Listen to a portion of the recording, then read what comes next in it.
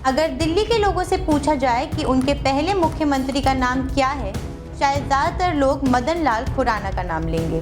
लेकिन बहुत कम लोग जानते होंगे कि दिल्ली को अपना पहला मुख्यमंत्री मदन लाल खुराना से 41 साल पहले यानी 1952 में मिला था। 1952 में जब दिल्ली भारतीय संघ का पार्ट सी स्टेट बना तो कांग्रेस के चौधरी ब्रह्म प्रकाश यादव पहले मुख्यमंत्री चुने गए थे। नमस्कार, आपका स्वागत है डेली 24 भारत में। मैं हूं आपके साथ अदिति। दिल्ली के सर्द मौसम में चुनावी माहौल गर्म रहा है। सत्ता में आम आदमी पार्टी है और विपक्ष में बीजेपी और कांग्रेस। तीनों ही दल अपनी राजनीतिक पिच तैयार करने में लगे हैं। चुनावी दंगल में जीत के लिए बड़े दांव खेले जा रहे और पटखनी के लिए पसीना बहाया जा रहा है। आज हम उस चेहरे की बात करेंगे जिन्होंने दिल्ली का मैदान फतेह किया और मुख्यमंत्री बने। 1952 वो साल था जब दिल्ली में अंतरिम विधानसभा की व्यवस्था थी और 42 सीटों पर चुनाव हुए थे। दिल्ली में 36 एकल सदस्यों वाली विधानसभा सीटें थीं और 6 सीटें 2 सदस्यों वाली थी, यानी 36 सीटों पर एक ही उम्मीदवार विधायक चुना गया, जबकि 6 सीटों पर 2-2 उम्मीदवार चुनाव जीतकर विधानसभा पहुंचे। कुल 48 सदस्य चुने गए थे। रीडिंग रोड सीट से कांग्रेस और जनसंघ दोनों ही पार्टी के उम्मीदवार चुनाव जीते थे। हालांकि इस चुनाव के 4 साल बाद दिल्ली विधानसभा भंग कर दी गई और यहाँ प्रशासनिक व्यवस्था भी बदल गई, यानी फिर दिल्ली में दोबारा ऐसा कभी मौका नहीं आया। चौधरी ब्रह्म प्रकाश यादव को योजना और विकास मंत्री का प्रभार भी सौंपा गया। उस समय उनकी उम्र सिर्फ 34 वर्ष थी। यादव अपने संगठनात्मक और प्रशासनिक कौशल के लिए जाने जाते हैं। हालांकि मुख्यमंत्री के रूप में उनका कार्यकाल करीब 3 साल तक चला। 1955 में कांग्रेस ने गुरमुख निहाल सिंह को दिल्ली का दूसरा मुख्यमंत्री बनाया, जो 1956 तक अपने पद पर रहे।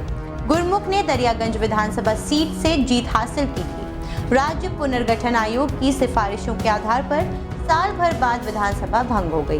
बाद में 1966 में दिल्ली मेट्रोपॉलिटन काउंसिल अस्तित्व में आ गया।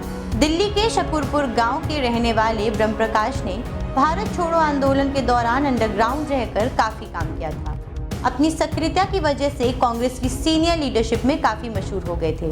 कहा जाता है कि ब्रह्म प्रकाश को मुख्यमंत्री बनाने के पीछे प्रधानमंत्री जवाहरलाल नेहरू का हाथ था। उनकी लीडरशिप पर कांग्रेस के बड़े नेताओं को पूरा भरोसा था। चौधरी ब्रह्म प्रकाश दिल्ली में आम नागरिकों की तरह घूमते थे। बताया जाता है कि वो किसी विशेष वाहन से चलने के बजाय सरकारी बसों में सामान्य आदमी की तरह सफर करते थे। इतना ही नहीं, चलते फिरते कहीं भी वो लोगों की समस्याएं सुनते और उसे सुलझाने का पूरा प्रयास करते थे। उनकी इसी सादगी की वजह से उन्हें लोग शेरे दिल्ली के नाम से पुकारने लगे। वो दिल्ली के सीएम रहने के अलावा 4 बार सांसद भी रह चुके थे। उन्होंने केंद्र में खाद्य, कृषि, सिंचाई और सहकारी मंत्री के तौर पर भी सेवाएं दी। इमरजेंसी के बाद 1977 में उन्होंने जनता पार्टी का दामन थाम लिया।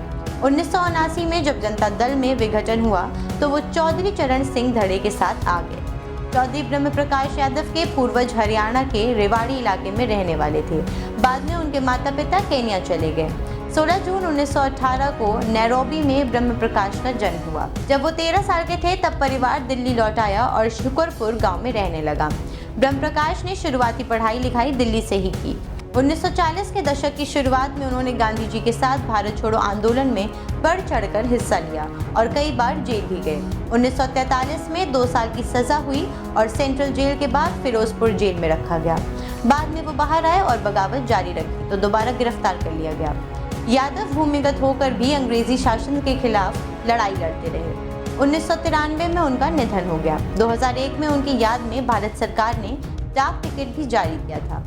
2009 में मिस इंडिया का खिताब जीतने वाली एकता चौधरी ब्रह्म प्रकाश की पोती रही हैं। चौधरी ब्रह्म प्रकाश के नाम पर दक्षिणी पश्चिम दिल्ली में सरकारी इंजीनियरिंग कॉलेज है। ये एक स्वतंत्र आयुर्वेदिक मेडिकल कॉलेज और अस्पताल है।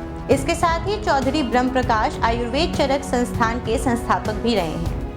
आज के लिए बस इतना ही। देश और दुनिया की तमाम खबरों के साथ हम फिर हाजिर होंगे। देखते रहें डेली 24 भारत।